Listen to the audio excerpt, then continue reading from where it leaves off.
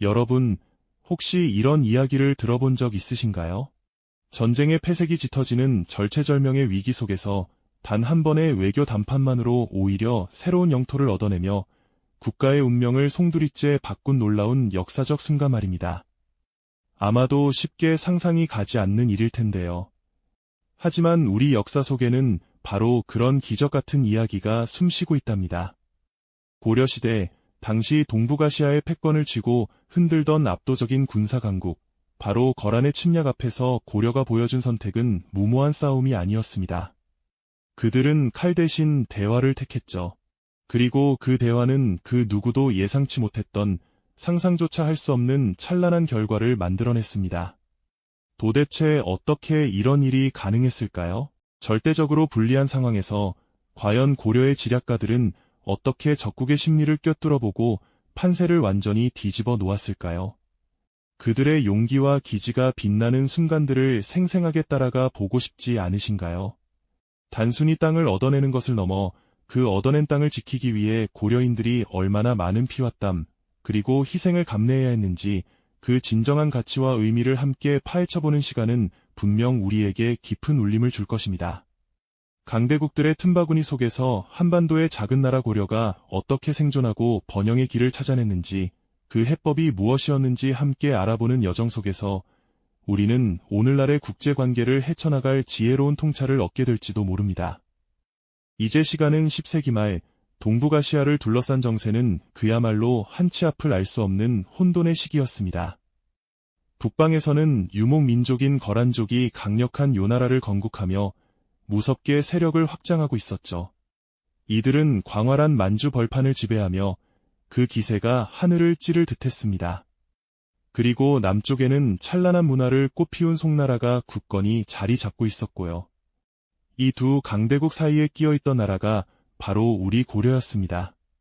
마치 거대한 파도 사이에 놓인 작은 배처럼 고려는 언제 닥쳐올지 모르는 위협 속에서 이태로운 균형을 유지하고 있었던 거죠. 특히 거란은 송나라를 공격하기에 앞서 자신들의 후방을 안정시키고 보급로를 확보하기 위해 고려를 눈엣 가시처럼 여겼습니다. 자신들의 세력 확장에 방해가 된다고 생각했던 거죠. 결국 993년 거란은 대규모 군사를 이끌고 고려를 향해 칼날을 겨누기 시작했습니다. 그들의 총사령관은 바로 소손령이었죠. 수십만에 달하는 거란 기병대가 마치 먹구름처럼 몰려오며 압록강을 건너 고려의 국경을 유린하기 시작했습니다. 광활한 만주 벌판을 가로지르며 남하하는 거란 기병대의 위압적인 행렬은 그야말로 공포 그 자체였을 겁니다. 국경 지역의 백성들은 거란군의 침입 소식에 혼비백산하여 갈 곳을 잃고 두려움에 떨었습니다. 그들의 눈에는 절망만이 가득했죠. 이 소식이 고려의 수도 개경에 전해지자 왕궁은 일순간 혼란에 휩싸였습니다. 성종대왕과 신하들은 거란의 침공 소식에 격렬하게 논의하기 시작했습니다. 어떤 신하들은 싸워서 막아내야 한다 며 주전론을 강력히 주장했습니다. 하지만 또 다른 이들은 압도적인 거란의 군사력을 당해낼 수 없다. 차라리 항복하고 평화를 구해야 한다 며 주화론을 펼쳤죠. 조정은 그야말로 첨예한 의견 대립으로 시끄러웠습니다. 특히 왕의 고민은 깊어질 수밖에 없었습니다. 백성들의 안위와 국가의 존망이 자신의 손에 달려 있었으니까요. 침략군이 수도 개경까지 들이닥칠 경우를 대비해 왕은 피난까지도 심각하게 고려해야 하는 상황에 놓였습니다.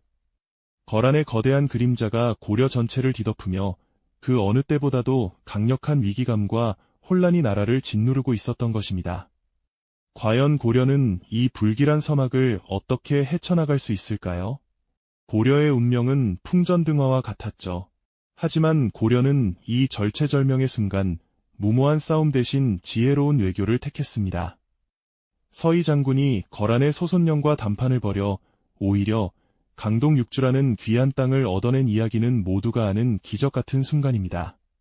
압록강 동쪽에 자리한 이 6개의 고을, 즉 강동 육주는 고려에게 국경을 안정화하고 송나라와의 교류를 원활하게 하는 전략적 요충지가 되었습니다.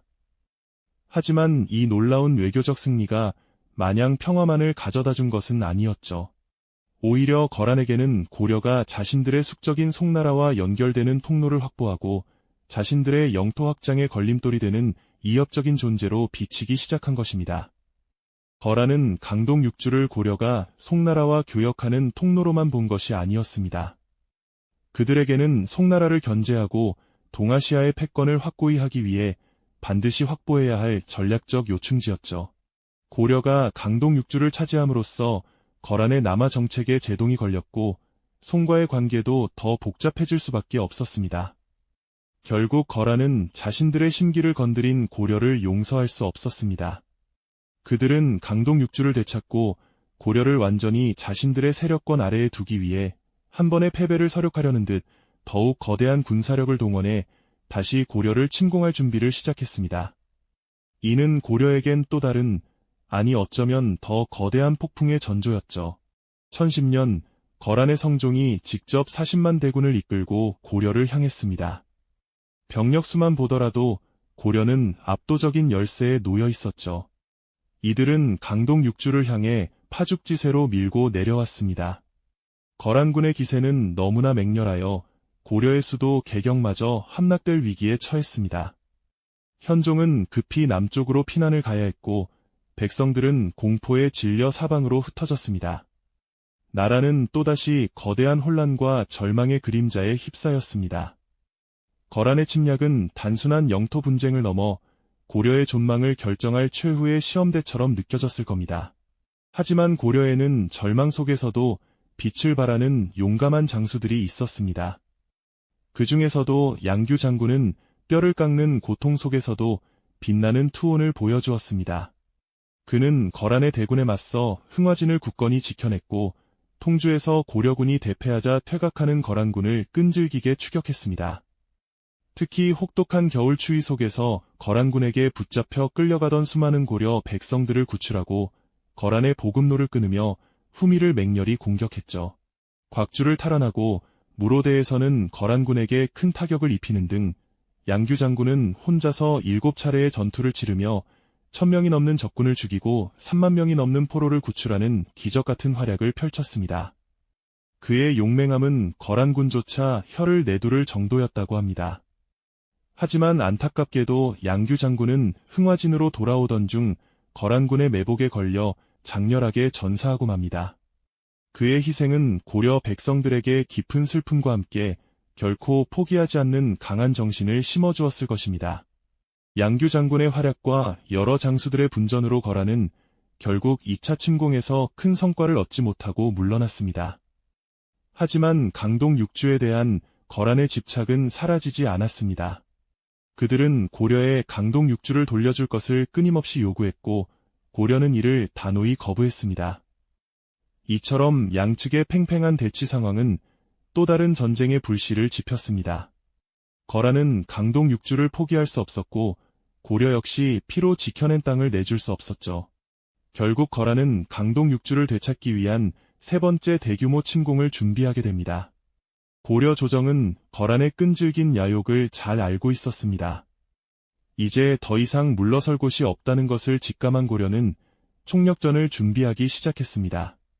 이때 고려의 운명을 책임질 위대한 영웅이 전면에 나서게 됩니다. 바로 강감찬 장군이었습니다. 그는 늙은 나이에도 불구하고 고려의 모든 군사력을 총동원하여 거란과의 최후의 결전을 준비했죠. 강감찬 장군은 오랜 시간 치밀하게 전략을 세웠습니다. 거란의 대군을 어디에서 어떻게 맞이할 것인지, 어떤 방식으로 적을 유인하고 섬멸할 것인지 모든 가능성을 염두에 두고 철저한 준비를 했습니다. 고려의 모든 역량이 강감찬 장군의 지휘 아래 하나로 모여들기 시작한 것입니다. 이제 고려는 강동 육주를 지키기 위한 마지막 몸부림을 시작할 참이었습니다. 역사의 길이 남을 대전투, 귀주대첩의 서막이 서서히 오르고 있었던 것입니다. 귀주대첩의 서막이 서서히 오르고 있었던 그 순간 고려에는 또 다른 거대한 위협이 다가오고 있었으니 바로 강동 육주를 빼앗긴 거란의 분노였습니다. 거란은 자신들의 자존심에 큰 상처를 입었을 뿐만 아니라 고려가 북방으로 뻗어나가는 길목을 확보했다는 사실에 극심한 위협감을 느끼기 시작했습니다. 그리하여 그들은 강동 육주를 되찾기 위해 이전보다 훨씬 더 크고 강력한 군대를 이끌고 다시 한번 고려를 향해 칼날을 겨누었죠. 고려는 이제 서희 장군의 외교적 성과를 피와 땀으로 지켜내야 하는 처절한 싸움에 직면하게 된 것입니다. 먼저 거란의 2차 침공이 시작되었습니다. 1010년 40만이라는 엄청난 대군을 이끌고 압록강을 건너온 거란군은 무서운 기세로 고려의 북방을 휩쓸기 시작했습니다. 고려는 이 거대한 침략 앞에서 절체절명의 위기에 빠졌죠. 이 혹독한 전쟁 속에서 한 명의 장수가 거란군에게는 공포의 대상이자 고려 백성들에게는 희망의 등불이 되었습니다. 바로 양규 장군이었습니다. 그는 흥화진을 중심으로 강동 6주 요새들을 맹렬히 방어하며 거란의 진격을 늦추는데 혁혁한 공을 세웠습니다. 혹독한 추위와 배고픔 속에서도 고려 병사들은 필사적으로 맞섰고 양규 장군은 그들의 선두에서 용맹하게 싸웠습니다. 특히 양규 장군의 활약은 전설처럼 남아있습니다. 그는 거란군이 퇴각하는 틈을 타포로로 잡혀가던 고려 백성들을 구출하기 위해 끈질기게 추격전을 펼쳤습니다. 매서운 겨울바람이 몰아치는 설원위에서 양규 장군은 지친 병사들을 이끌고 거란군을 맹렬히 뒤쫓았죠. 그리고 여러 차례의 전투를 통해 수많은 고려 백성을 구하고 적의 퇴로를 차단하며 큰 피해를 입혔습니다. 7번에 걸친 전투, 그것도 곽주를 시작으로 예전까지 지칠 줄 모르는 용맹함으로 적을 격퇴하고 포로들을 구해낸 양규 장군의 활약은 고려인들에게 깊은 감동과 함께 강인한 투쟁 의지를 불어넣었습니다. 하지만 안타깝게도 양규 장군은 마지막까지 백성들을 지키려다 전사하고 맙니다. 그의 희생은 강동 6주를 지키려는 고려의 의지를 더욱 불태우는 불씨가 되었죠. 하지만 거란의 야욕은 여기서 멈추지 않았습니다. 1018년 거란은 강동 6주를 완전히 손에 넣기 위해 또다시 대규모 병력을 동원하여 3차 침공을 감행했습니다. 10만에 달하는 거란의 정예군은 고려의 심장부를 향해 거침없이 진격했습니다. 이때 고려의 운명을 짊어진 인물이 바로 강감찬 장군이었습니다. 그는 이미 고령의 나이였지만 뛰어난 지략과 불굴의 용기로 총사령관의 자리에 올라 거란군에 맞설 준비를 마쳤습니다. 강감찬 장군은 거란군의 진격로를 예측하고 그들이 가장 약해질 순간을 노려 섬멸할 치밀한 전략을 세웠습니다. 바로 기주 벌판에서 거란군을 유인하여 섬멸하는 대규모 전투, 기주대첩이 그것이었죠. 강감찬 장군은 고려의 모든 역량을 모아 거란군을 기주 평원으로 끌어들였습니다. 강물에 쇠가죽끈을 엮어 놓아 거란군이 건너기 어렵게 만들고 미리 매복시킨 병사들과 함께 기습 공격을 감행했습니다. 거란군은 예상치 못한 고려군의 맹렬한 공격에 크게 당황했고 진영은 순식간에 혼란에 빠졌습니다. 고려군은 이 기회를 놓치지 않고 거란군을 사방에서 에워싸며 맹렬히 공격했습니다. 거란군은 필사적으로 저항했지만 강감찬 장군의 지휘 아래 일사불란하게 움직이는 고려군의 파상 공세를 막아내기엔 역부족이었죠. 기주대첩은 단순한 승리를 넘어 고려의 국운을 바꾼 역사적인 대전투였습니다. 거란군은 거의 전멸에 가까운 피해를 입고 겨우 소수의 병력만이 살아 돌아갈 수 있었습니다. 이 전투는 고려가 강대국 거란의 침략을 막아내고 강동 6주를 확고히 지켜냈다는 상징적인 사건이 되었죠. 서희 장군의 외교적 지략으로 얻어낸 강동 6주가 양규 장군의 피와 땀, 그리고 강감찬 장군의 탁월한 전략과 고려, 민중의 희생으로 마침내 온전히 고려의 땅으로 굳건히 자리 잡는 순간이었습니다. 이로써 고려는 주변 강대국들 사이에서 자주적인 국가로서의 위상을 확립하고 더 나아가 동아시아 국제 질서의 중요한 한 축으로 우뚝 서게 되는 결정적인 전환점을 맞이하게 된 것입니다. 기주대첩의 승리는 단순히 거란과의 전쟁에서 이겼다는 의미를 넘어 고려라는 나라의 존재 이유와 미래를 송두리째 바꾸어 놓은 역사적인 대사건이었습니다. 이제 고려는 압록강을 국경으로 삼아 강력하고 안정적인 방어선을 구축할 수 있었죠. 강동 6주라는 전략적 요충지가 고려의 품으로 완전히 들어오면서 거란은 더 이상 고려를 만만하게 볼 수 없게 되었고 고려는 비로소 동아시아 국제 질서 속에서 자신만의 확고한 자리를 잡아나갈 수 있게 된 것입니다. 이 견고한 토대 위에서 고려는 찬란한 문화의 꽃을 피워냈죠. 우리가 아는 상감청자의 우아함, 팔만대장경의 숭고함이 바로 그 시대의 정신을 담고 있지 않습니까? 강동 육주가 고려에 가져다준 장기적인 영향은 실로 엄청났습니다.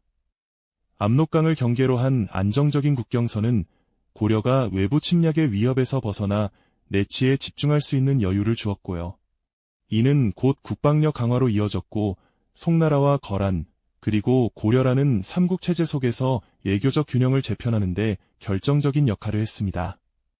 고려는 더 이상 강대국들의 눈치를 보며 이태롭게 생존하는 약소국이 아니었습니다. 당당하게 자신들의 목소리를 내고 때로는 강대국 사이의 갈등을 현명하게 이용하여 국익을 최대화하는 지혜로운 국가로 성장했죠. 이 모든 변화의 시작에는 서희 장군의 탁월한 외교적 지략이 있었습니다.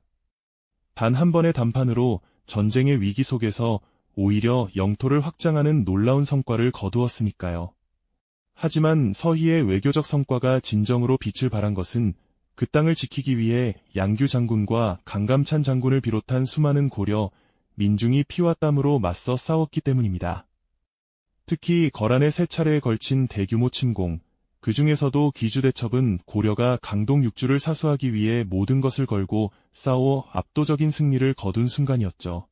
이 전투는 단순한 군사적 승리를 넘어 서희의 외교적 성과가 군사적 희생과 결합하여 비로소 완성되는 지점이었습니다.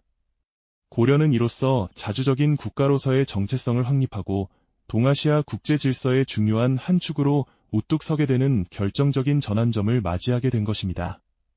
절대적인 열세 속에서도 굴하지 않고 지략과 용맹으로 자신들의 운명을 개척해 나간 고려인들의 강인한 의지는 오늘날까지도 우리에게 깊은 감동과 경외감을 안겨주지 않습니까? 강동 육주 이야기는 단순히 영토를 얻고 지켜낸 과거의 사건만을 말하는 것이 아닙니다. 약소국이 강대국 사이에서 어떻게 전략적인 외교와 강력한 국방력을 결합하여 주권을 수호하고 국가의 미래를 개척하는지를 보여준 살아있는 역사 교훈이죠. 오늘날 국제관계 속에서 우리의 위치와 나아가야 할 방향을 고민하게 하는 중요한 시사점을 던져주는 이야기입니다. 강동 육주를 얻어내고 지켜낸 고려인들의 지혜와 투쟁이 오늘날 우리에게 어떤 의미로 다가오는지, 우리는 이 역사를 통해 무엇을 배울 수 있을까요? 과거의 역사는 언제나 현재를 비추는 등불이 되어줄 것입니다. 이 영상이 도움이 되셨다면 좋아요와 구독 부탁드립니다. 여러분의 응원이 제게 큰 힘이 됩니다. 다음 영상에서도 더 유용한 정보를 공유하겠습니다. 감사합니다.